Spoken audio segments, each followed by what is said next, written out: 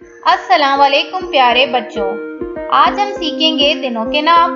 तो चलिए पढ़िए मेरे साथ। पीर, पीर, मंगल, मंगल, बुध, बुध, जुमेरात, जुमेरात, जुम्मा, जुम्मा, हफ्ता, हफ्ता, इतवार। इतवार। तो चलें एक दफा दोबारा पढ़ते हैं। पढ़िए।